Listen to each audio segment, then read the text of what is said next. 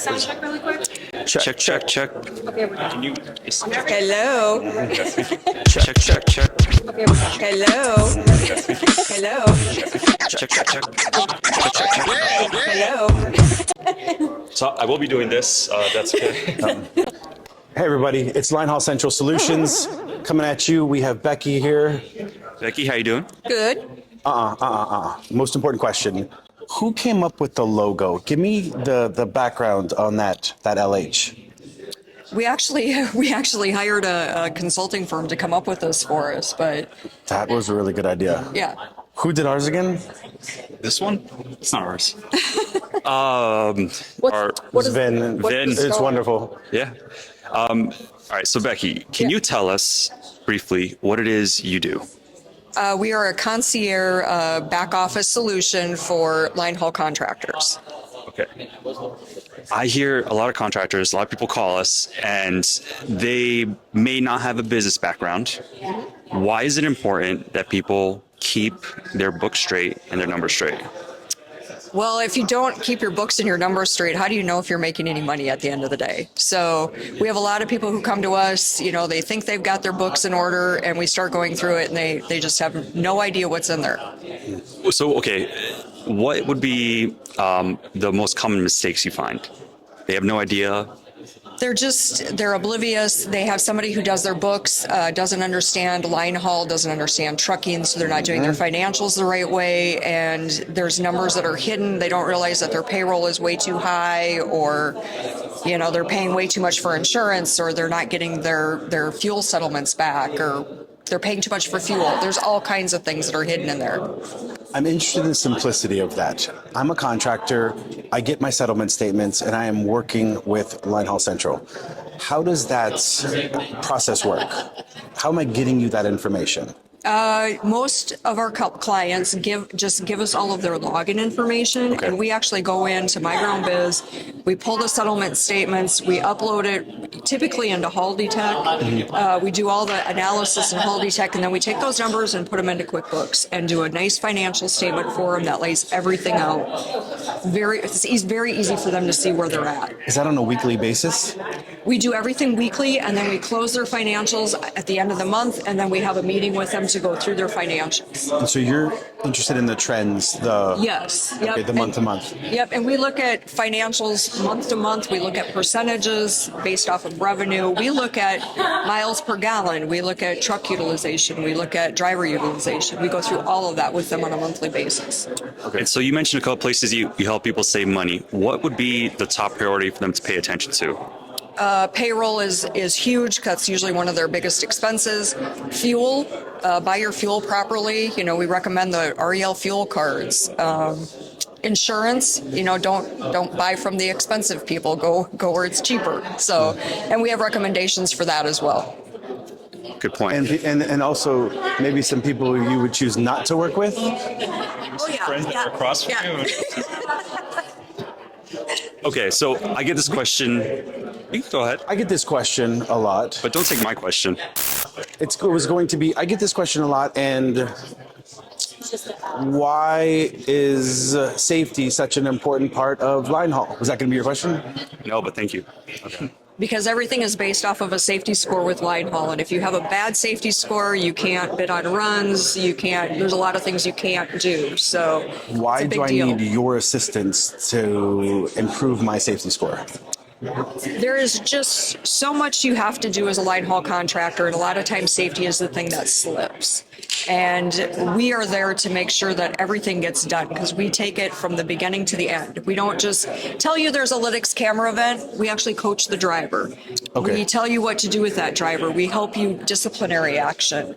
We make sure things are done every month and everything gets passed. We've taken people from a 1 to a 3, and we're working them towards a 5. So you're actively in there, you're looking at their systems, and you're doing the full coaching for them. Yes, we do everything. We help make sure they certify their logs. We do all the coaching events. We do, make sure the safety tests are done every month. We do everything. We answer questions. We take calls 24/7. From drivers. Most common safety issue you see. Yes. Oh, there's so many of them. On the cameras, it's not wearing a seatbelt. It's holding a cell phone. It's not certifying their logs, leaving themselves on the drive light, not logging out. So as a new contractor, that terrifies me. How do I fix that? What's your advice? Setting clear expectations and then carrying through with them. You can't keep giving drivers a second chance. At some point, you need to terminate a driver.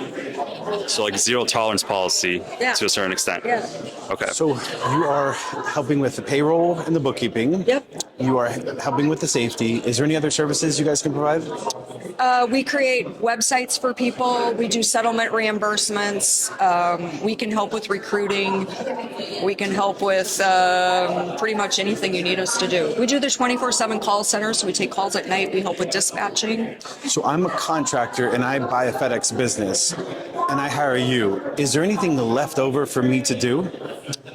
The maintenance of your trucks. Okay. And So some you of the, won't fly out to change out my fuel filter? Nope. Okay. Nope.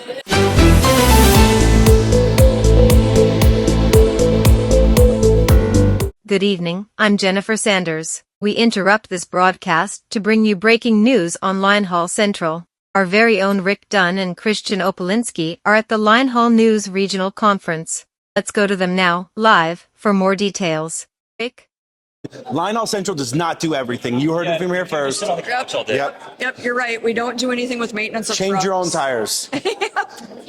Okay, so you guys have a ton of experience. You've seen a lot of financials. You've seen it all. What is one thing you would change about the FedEx system? Oh, there's a lot I would probably change about the FedEx system, but I don't know. There's a lot I would probably change about the FedEx system, but I don't know. Okay. So very wisdom.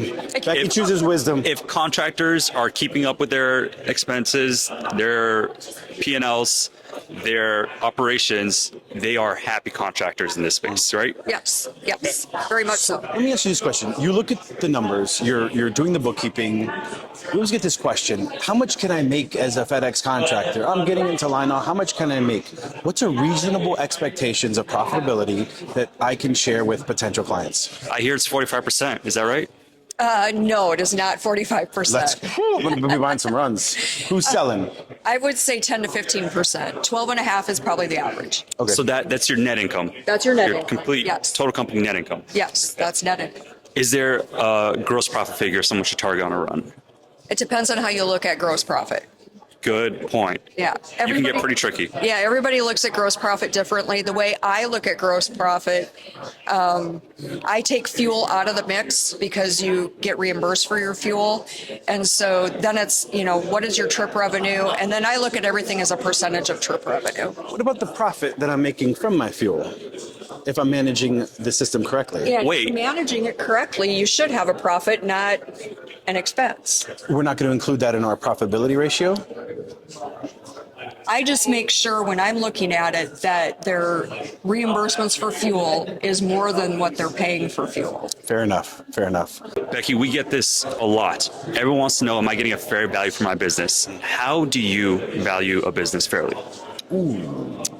I look at settlement statements. I look at their A1 to see what the potential is of the business that they currently have. I look at the market they're in to see what their growth opportunities are. I don't look at net income because a lot of numbers in a financial statement are not accurate, they're not right, they're not true. And so I don't look at net income to value a business. I take the settlement statement, figure out what I think free cash flow should be, and then I value it based off of that. That, I think, is the most important point. I get everyone who says, I need 2-3 years financials, I want to go SBA, and it's just like, your expenses will not be the same. You need to look at it a different way. And you have reporting from FedEx that'll give you a very good line of sight of what you can expect. So that is A1, where your lines are, where your runs are located, your settlement statements, and then are you applying any expenses to that to value it, or is it just based off of those? I apply my own expenses because we have enough experience looking at line haul contractors and their what expenses they have, and everybody's expenses are very similar. Yep. So we kind of know what it should be, and we base it off of that. We do our own pro forma to figure out what we think that free cash flow should be on a business. So the question comes down to is what is that number? How do I get my sales price or my purchase price using that data?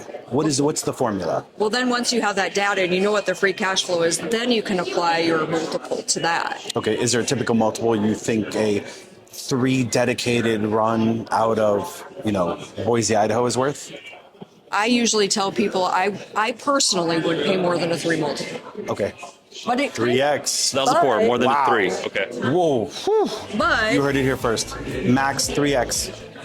But it also kind of depends on, like I said, I always look at what are the potentials of that, So can I take that business and is there a way to grow it without having to buy more? Because of where you're at. And if you can do that, then, maybe you pay a little bit more for that business, but it's worth more at the end of the day. Can we just go quickly specifically into that? So when you're looking at a terminal, and when you say, are there growth opportunities, is that I'm looking at how many contractors are there, have there been growth opportunities? Like what type of things? I look at the area they're in. Is it a city that's growing? Is it a city that's shrinking? And even the whole region, what's that region doing?